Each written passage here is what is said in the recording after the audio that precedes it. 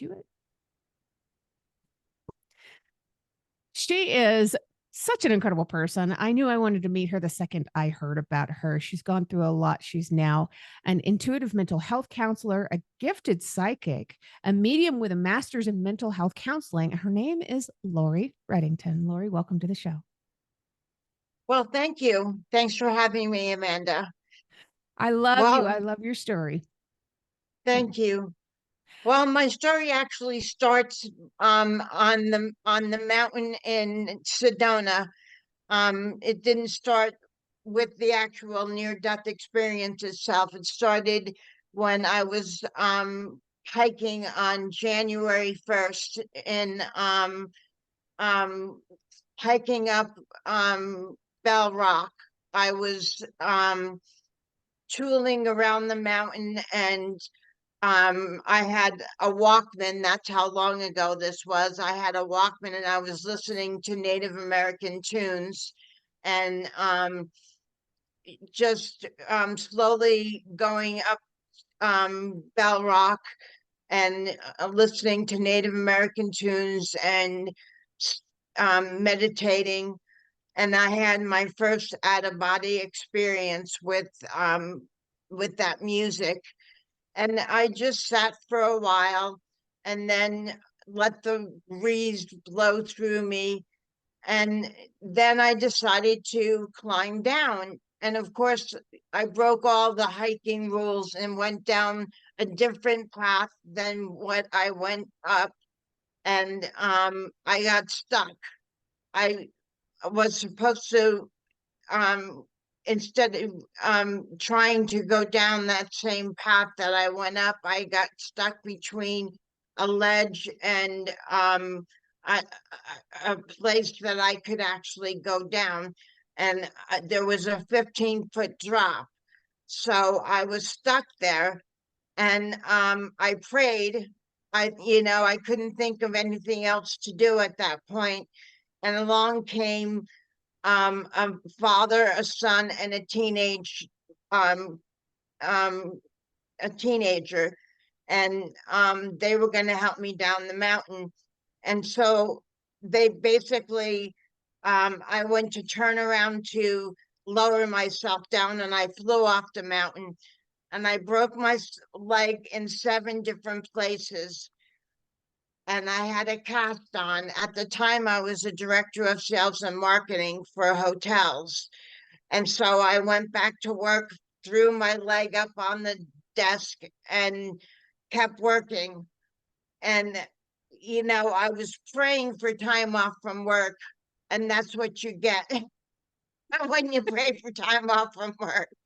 I got my time off from work a couple days, but ended up going back to work, and um, after that, I had the cast taken off, went back to work, and then was diagnosed with a diseased gallbladder.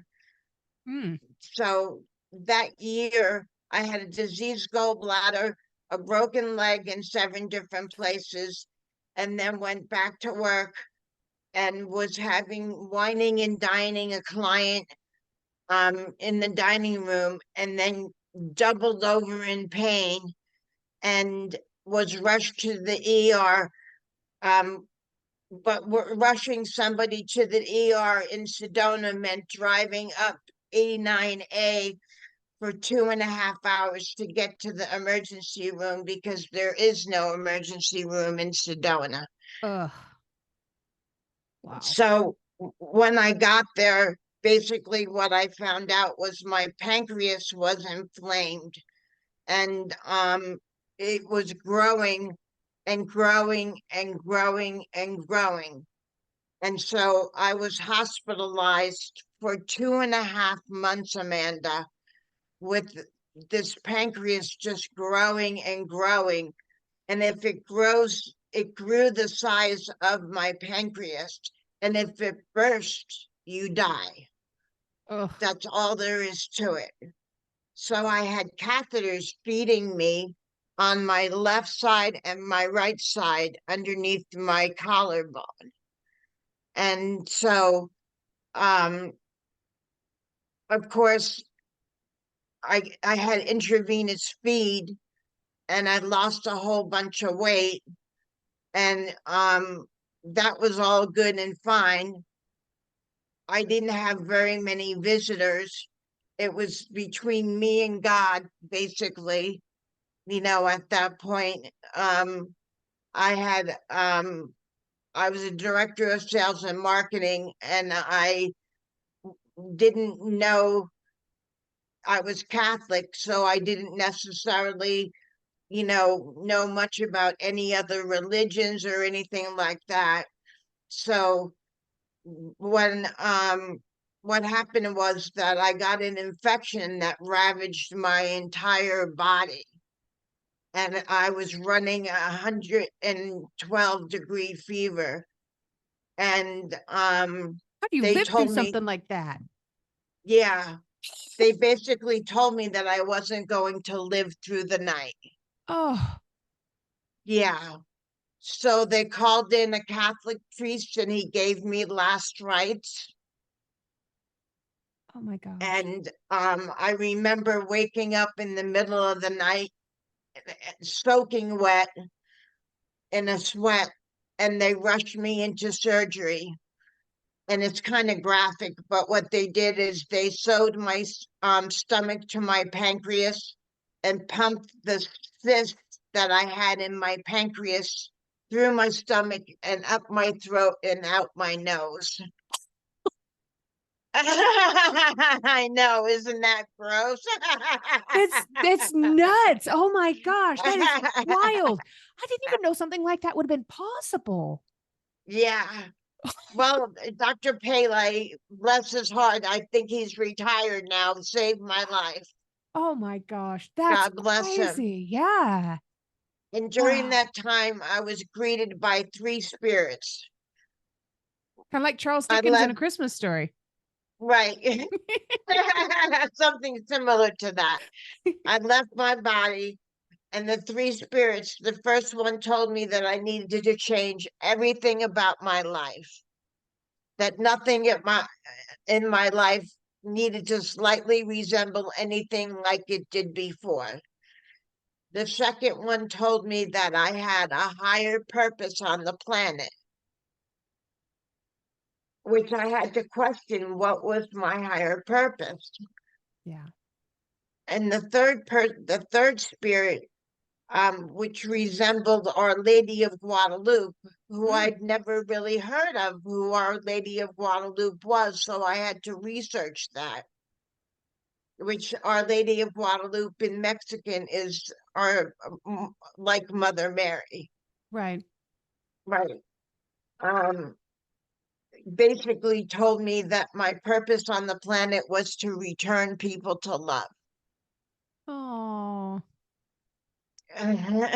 So basically, um, I came back into my body. They sewed me up. I have a scar that is from my belly button all the way up to my chest.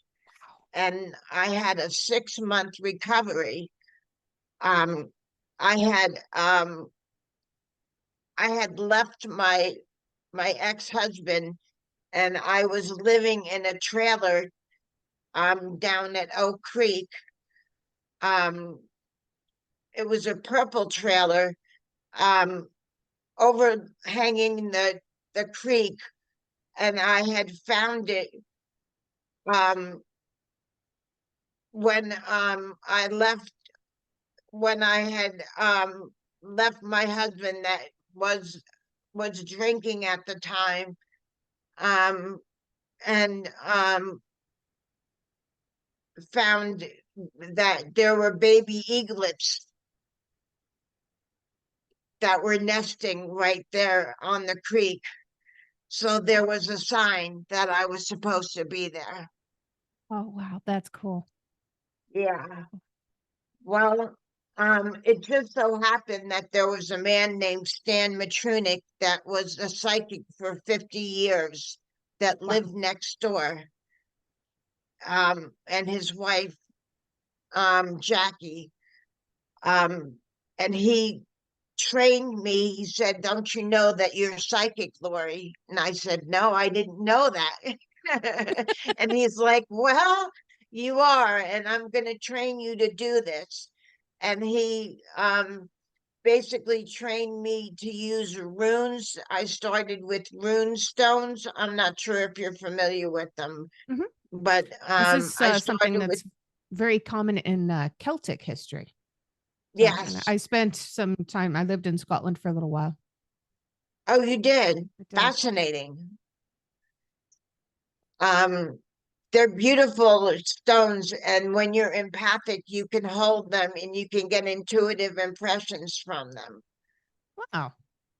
Um, and I started with runes, and then he also trained me on the tarot. And I also trained for 10 years under a master tarot reader. Wow. Yeah. So with all Um, of that going on, were you doing that during your recovery, during your 6 month? during my recovery, not the 10 years, of course, but during Right. the 6 month recovery, yes. Yeah. That's when you kind of got started Um, with it. Rather than going back to the corporate job, you're like, no, I'm done. right. I changed everything about my life. Love that. Right. Yeah. And then I also decided to research about finding out about getting my master's degree. Oh, wow. Right. Very cool. And yeah.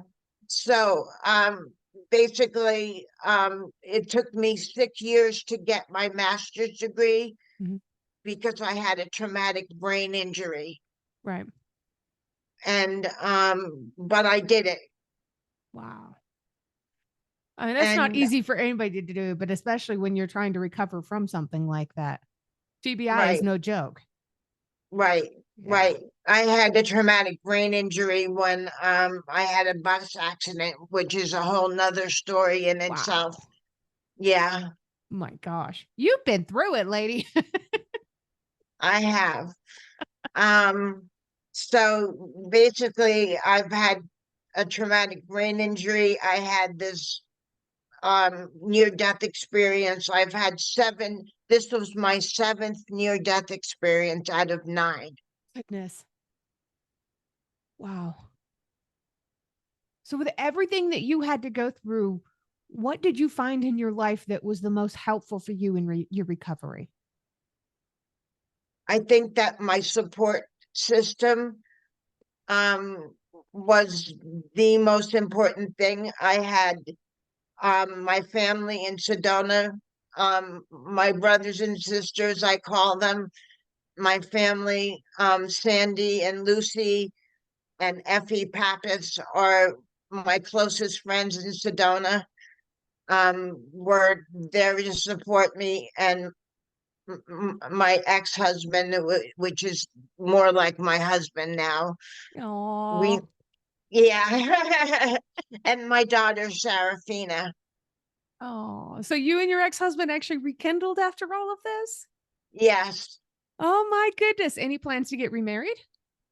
we got remarried spiritually. Oh, that's wonderful. I love this kind of happy ending. That's so cool. Yes, I love that you yes. guys loved each other so much that even though you found differences and separated, you still ended up back together.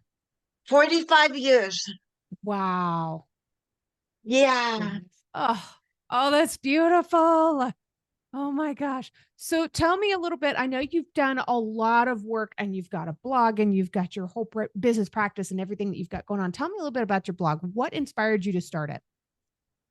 Well, the blog itself basically covers um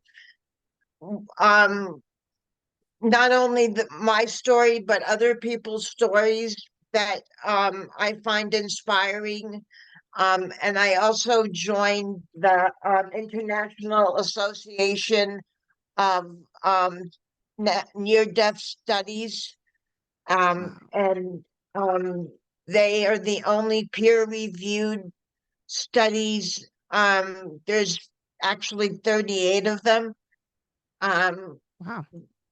that I have the journal coming right now, that basically, I'm reviewing the ones that were free. Um, but I'm researching and researching and researching the long-term effects of what happens with people, and also giving inspirational thoughts, um, on um, for people on a daily basis.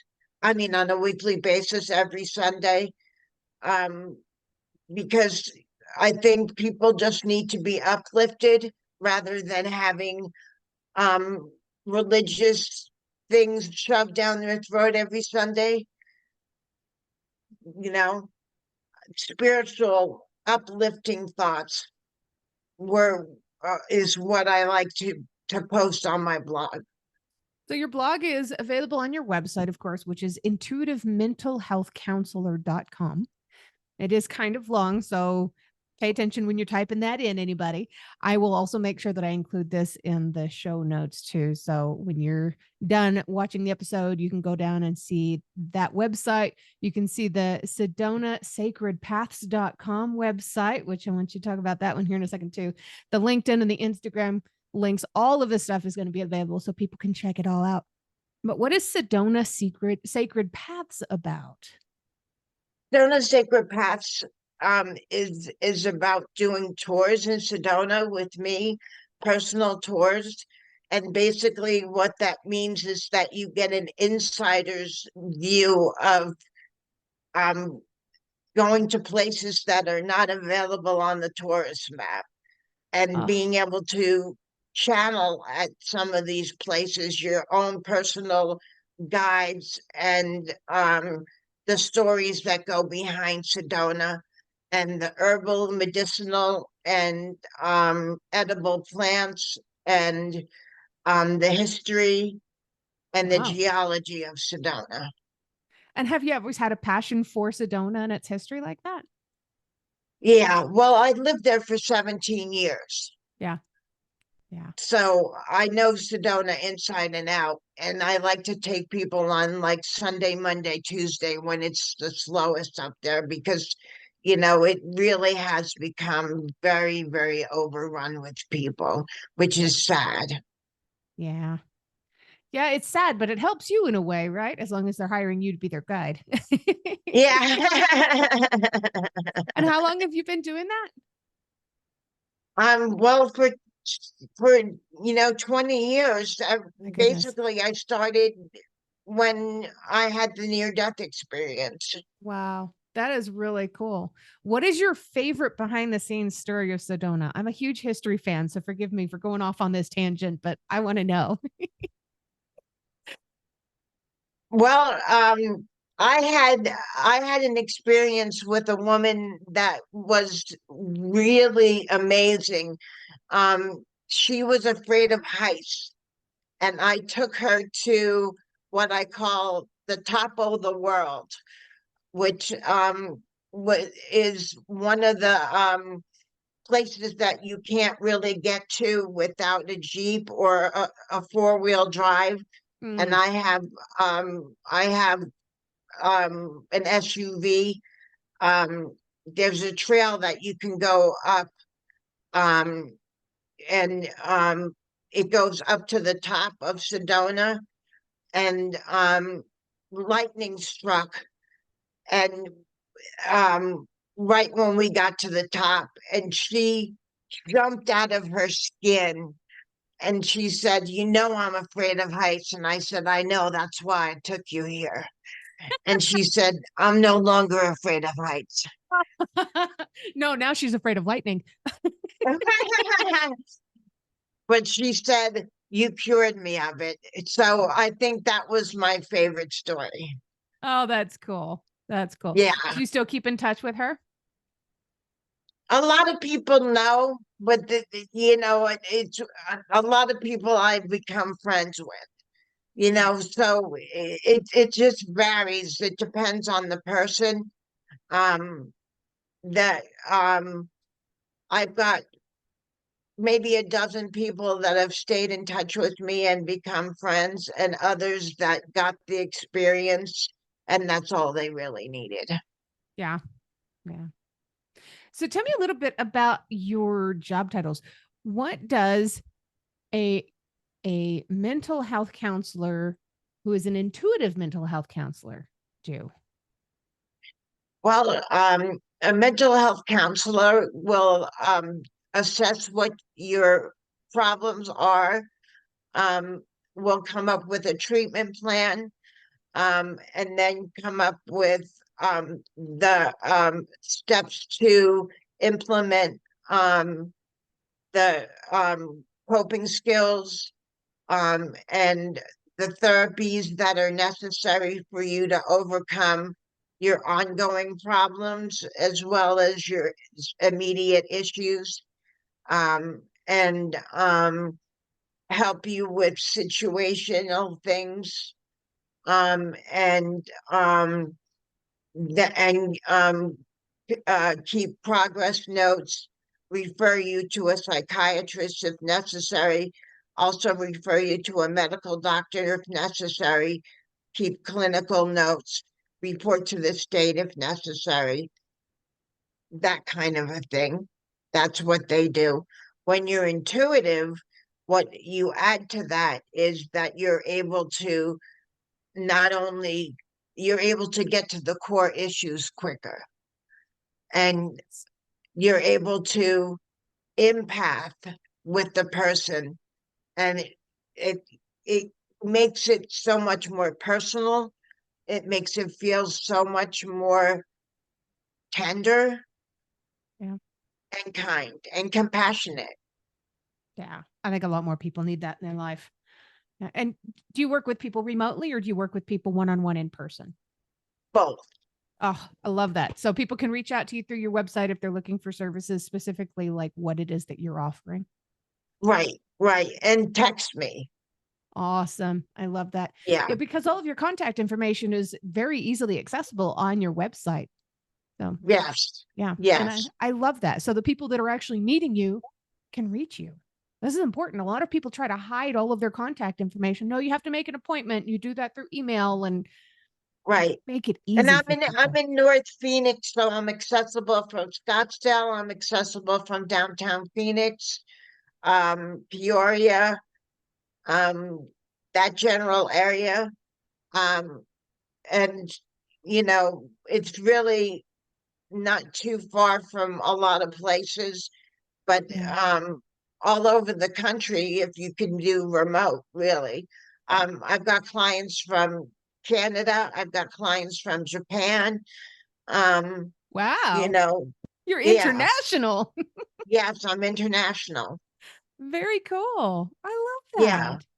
I might have some people I'm going to be sending your way here shortly. Because I had somebody ask me just the other day if I knew of a good counselor to be able to help them out. Now I do. So, awesome. Thank you, Amanda. I would love that. absolutely. Yeah. Yeah. I'll reach out to her and let her know and set her up with your website and your contact information. Lydia has Great. come to Now that part. I've lost 76 pounds, so Oh, my I goodness. might have to I might have to update the pictures on my website soon. That's amazing. Was that on purpose? Oh yeah. Oh, that's fantastic. Yeah. That's a lot of weight. I'm Yeah. kind of on track to try to do the same thing before the end of the year. It gets to be more of a struggle as we get older, doesn't it? Yeah. Well, it was basically just portion control and exercise, a lot of walking. Yes. Yep. My husband, after my begging him for months, he got me an elliptical machine and I've been getting on that and watching a movie while I'm on it every day. So I'm on that thing for 2 hours. Oh, Hopefully this that's will help a lot. great. That's great exercise. Lots of good cardio. Yeah.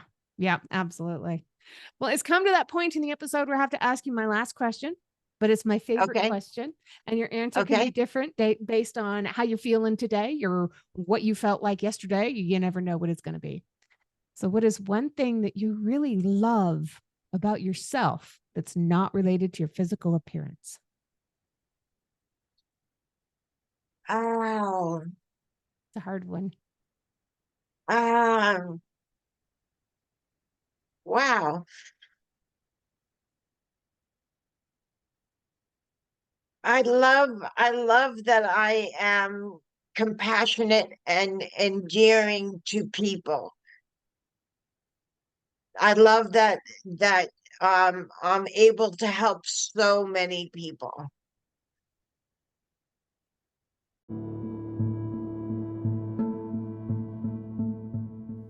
If you've enjoyed this episode, please make sure you check out the episode description. You'll find links there on how you can learn more about this guest, links to connect with them on social media, and how to support the podcast.